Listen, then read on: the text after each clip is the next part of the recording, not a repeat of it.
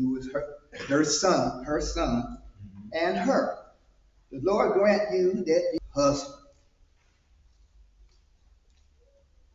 Then she kissed them, and they lifted up their voice and wept. And Oprah kissed her. We jumped over verse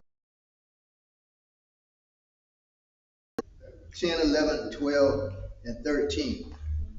In there, we find out she told them to go back. She told them to go into their mother's house.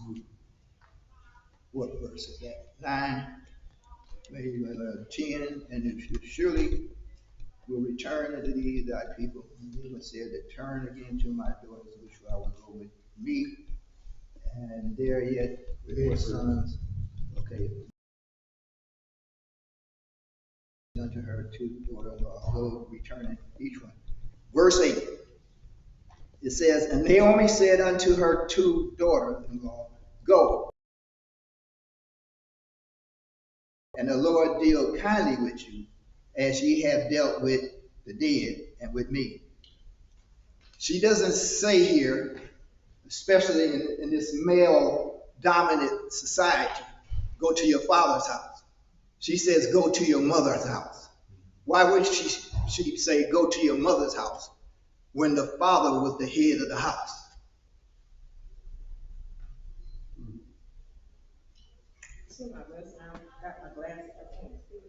Okay, for the sake of time, I'll give you the answer and we'll move on.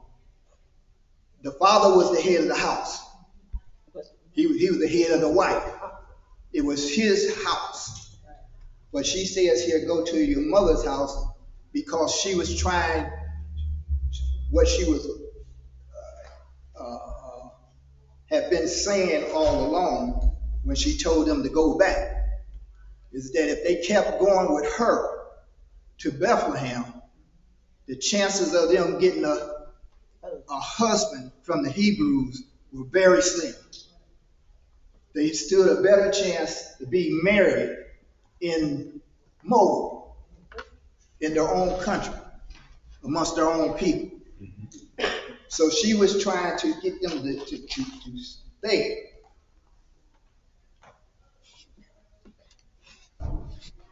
But Ruth wouldn't submit to that. She would.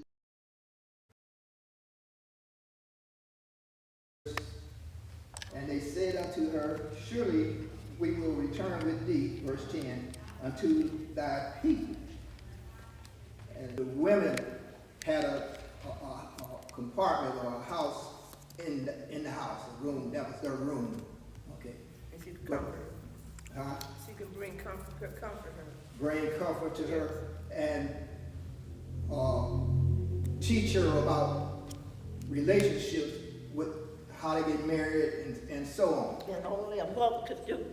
Right. They can relate. Right. Especially in this time that she had lost her husband, now she lost him. Going to another country like that, the same as losing your mother. All right. So it says, and Naomi, any questions? Okay, verse 11. And Naomi said, turn again, my daughter, why will ye go with me? Are there yet any more sons in my womb, that they may be your husband? Now, why would Naomi make this statement? Is she being sarcastic? She's speaking the truth. being realistic. You may find your husband in going back. Because if you go with me, the chances are slim. You know, you may not, because they were going to a country in a language and people that they didn't know anything about. Couldn't speak the language, didn't know the culture, you know. They know the culture, couldn't speak the language. Right. And they were princes. Slim chances. Amen. They didn't want anything to do Right. with a Gentile. They go out the city and keep the dust off their feet. And didn't want anything to do with them. Amen. Now, the question is. I mean, on in Israel, verse- they want anything to do Verse with 11, them. Nikki. And Naomi said, "Turn again, my daughter. Why will ye go with me? Are there yet any more sons in my womb?" No, Speaking of her age, she was old, old age. past childbearing. Okay. Even though it was possible, because God had blessed her ancestors to have children past childbearing. But she was looking from the human Human point of view. side and says, "Any more sons in my womb, that they may be your husband." And I asked the question, why did she make this statement? Was she trying to be sarcastic? No, And Sister Okay, Richardson? I don't think she was being sarcastic. At that time, it was customary at times when a male died, that the mother would have other sons, and she would eventually marry the other sons that were brought forth. So that took place during that time. That's why she told her, "I don't have any more sons," you know. And as you said, she was past childbearing age, and she couldn't produce. Why should she? She couldn't, because God could open her womb up, but she was at the point where she couldn't bring forth any more sons. And at that time in society, a lot of men died. Their offspring, the person had other babies or sons, and they married them. So that's what she was saying. She wasn't being sarcastic. Amen. It's a statement fact. The reason I asked that question, and that's the answer I was looking for to be brought out, is that here she's speaking on the line of what they call I think it's pronounced the Leviticus law.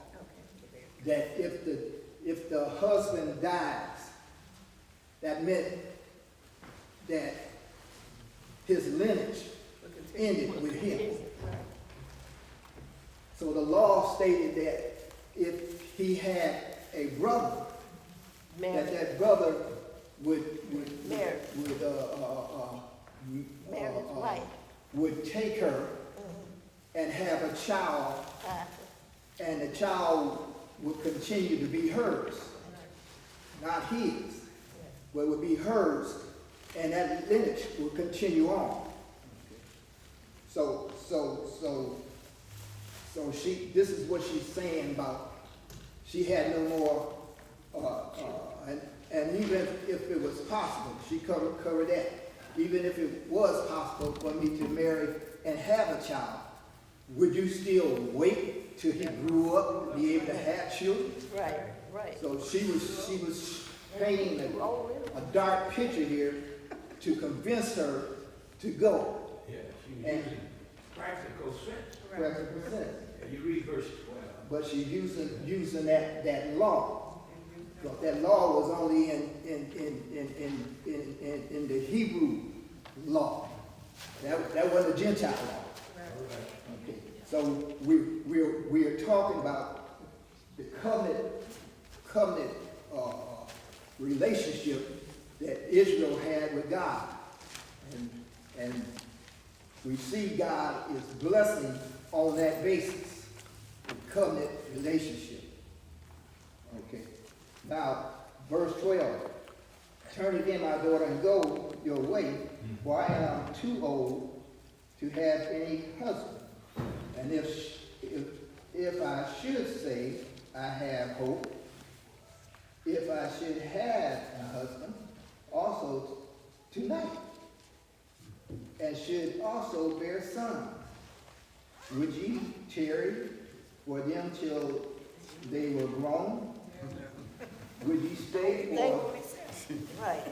for them from having husbands? There it is right there. For having husbands? Nay, my daughter, for it is grievous, for it grieves me much for your sake that the hands of the Lord is gone out against me. Now, she believed that it was God punishing her for leaving Israel, for leaving Bethlehem. And this is making this statement. And also as we go on, the reason she made a lot of other statements was for that reason, because she felt that this was the providence of God in work. And even though she had turned to go back home, God was still punishing her. So read me, okay. But yet still she prays to God of Israel to bless these heathen daughters. Why? Because, not only because she loved them, which she did, and they loved her, which she did, but because they had married her sons. They were under the, what would be the word? Under the canopy. They were, I'll just say it this way. Because they married Hebrew men, they were considered Hebrew. Okay. So they were under the protection of God.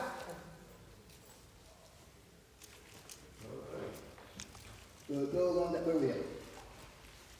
14.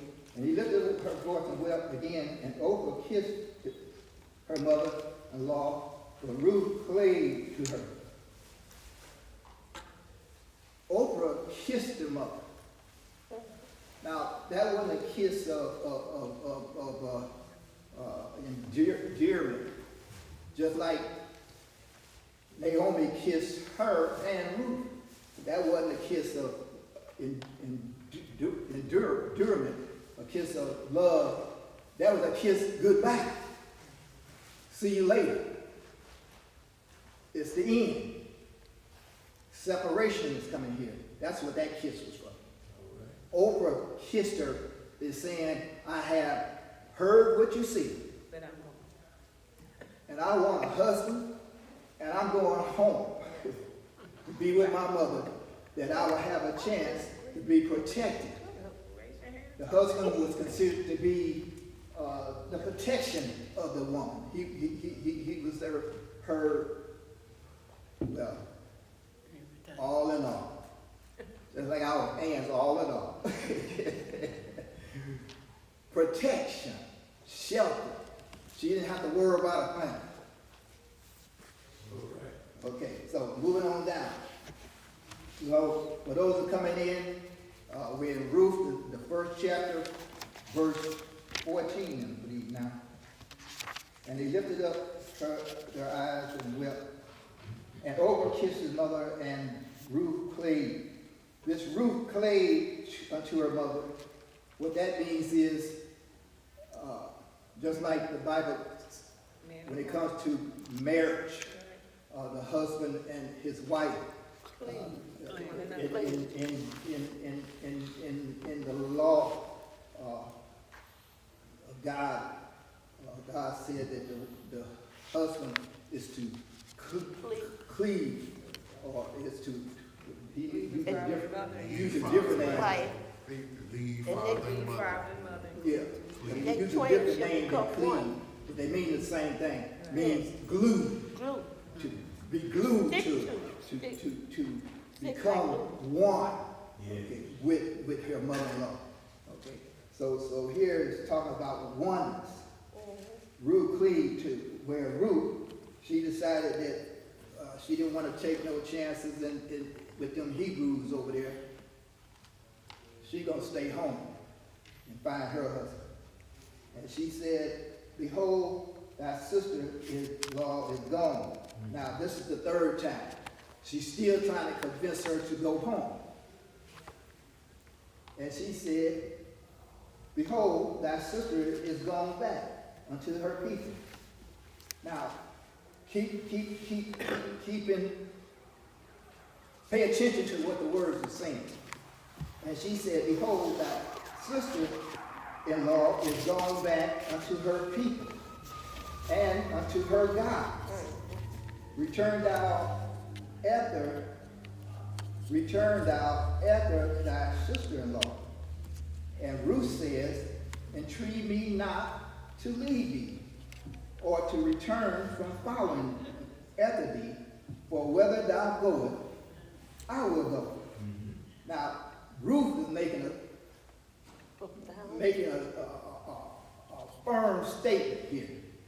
She's not only making a firm statement, but she's saying that she is standing on covenant ground.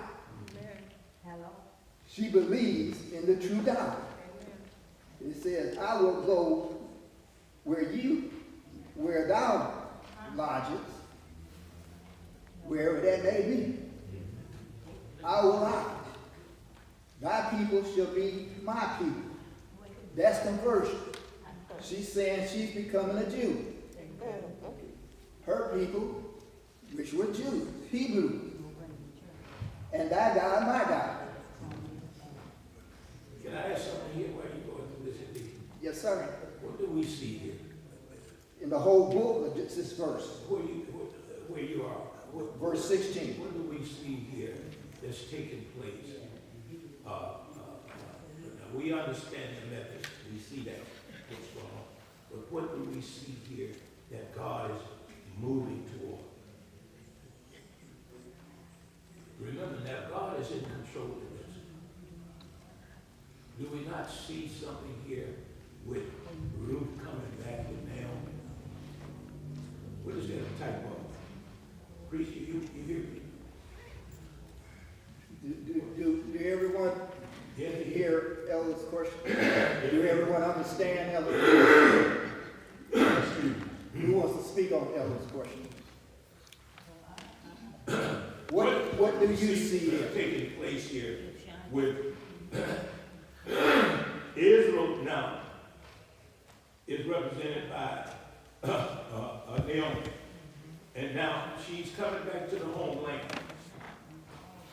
She's coming back to the homeland. And along with her, she's bringing Ruth. What is that type of? So there you there. Anybody over here in this corner? Now, I'm going to read something. Somebody else needs to come in and read. I'm going to read something.